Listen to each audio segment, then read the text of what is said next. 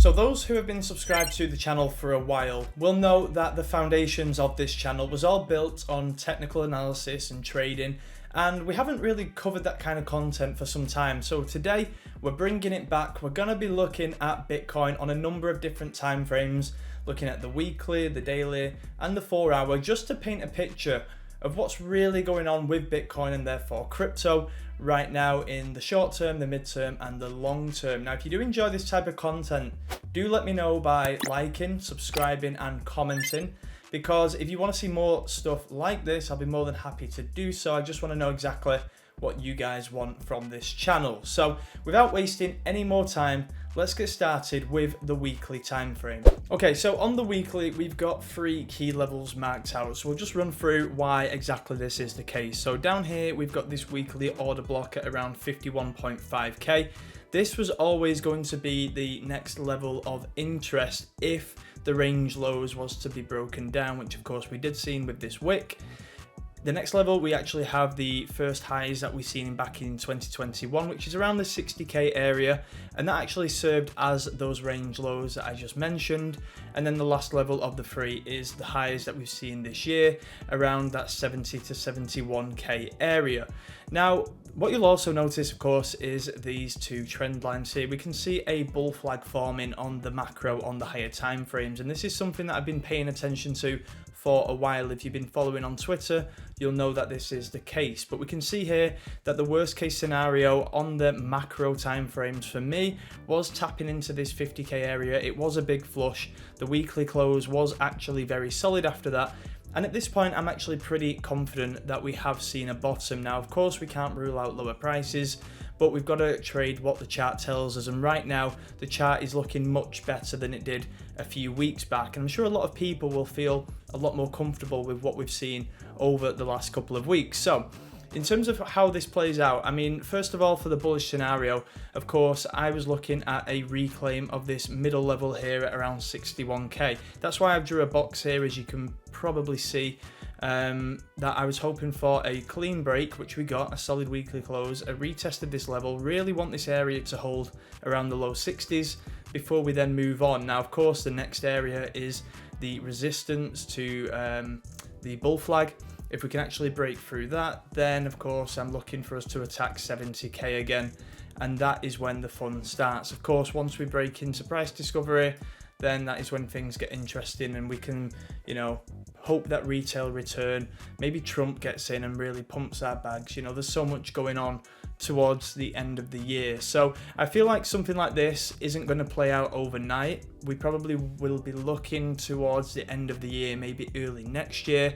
But I think that generally speaking, structure looks good. Things don't look as bad as they could have. If we seen a weekly close down here, you know, then you could have potentially been looking at around 42k, but that wasn't the case. We trade what we see, and I think things are looking much better, even if it is going to take a little longer to play out. Next, we'll move on to the daily time frame, and this is where things get interesting more towards the next month or two. So as you can see from the weekly, I'm bullish in the long term, but that doesn't necessarily mean that I believe we're going to see up only from this point onwards. So again, a couple of key levels marked out. So first of all, we have the range highs, which was, you know, still serving as the range highs at this point at around 70, 72k.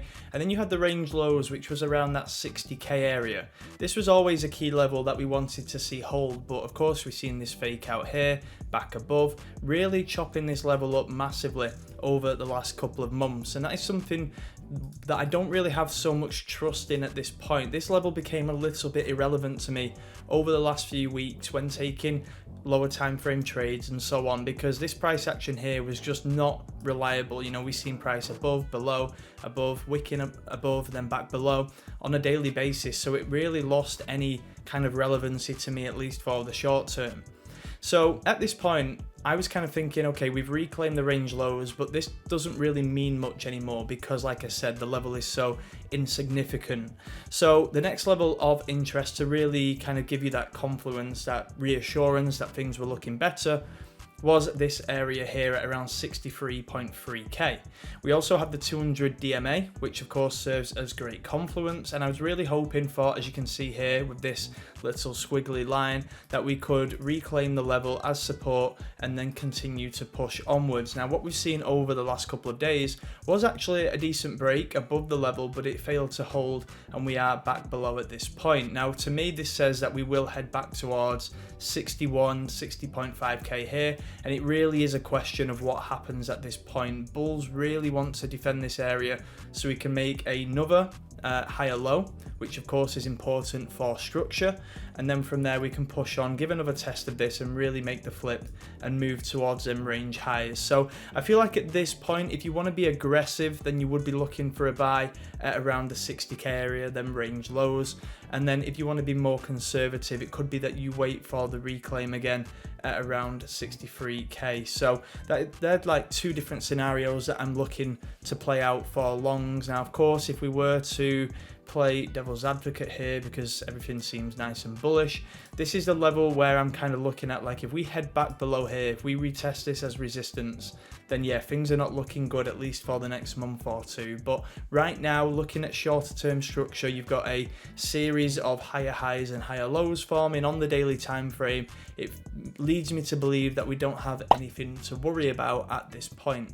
And lastly, we'll move on to the 4-hour time frame, and this is where things get interesting for me, and I'm going to explain exactly why this is the case. So we've got a few key levels marked out again, but what we've got interestingly here was an ascending triangle, and like I said on the daily, we started to see a series of higher highs, higher lows and structure looking much better, and this reflects in the 4-hour here because we could see momentum building up, and we finally got the breakout above this key level here at around 61.5k. What was great was that we actually seen a break of the 200 MA on the 4-hour time frame, which served as confluence for that level. Now one thing I was paying close attention to, and again this is the more aggressive approach, is looking for a retest of this level to go long.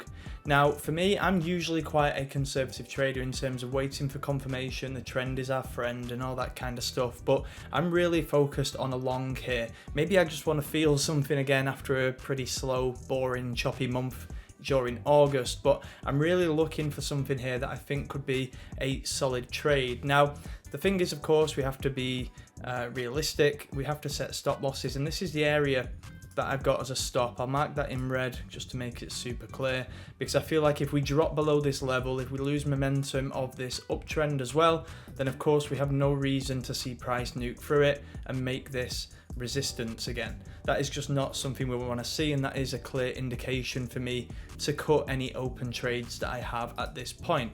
But the target at this point actually would be around 68 to 69k. I've got no reason why this holds. We are not continuing this strong shorter term uptrend, and we can't push on from this area and make new highs at some point. Now it may take some time, of course, it may play out throughout the course of September, but I am confident that structure is looking much better. Now one thing that I'm wary of at this point is the monthly close. There may be some fuckery around that time, so I'm pretty patient with this. I will start to load up slowly as we come into this box. I'll set some bids here, of course with the stop loss in place as I just mentioned, but once we move into September, once we've got the monthly close behind us, at that point then I'll be looking at the chart again, assessing if there is any more opportunity to add on to that position, really just double down on the longs that I have open and then go from there. So that's kind of what I'm looking at right now, but I really like the structure and the look of the 4-hour right now,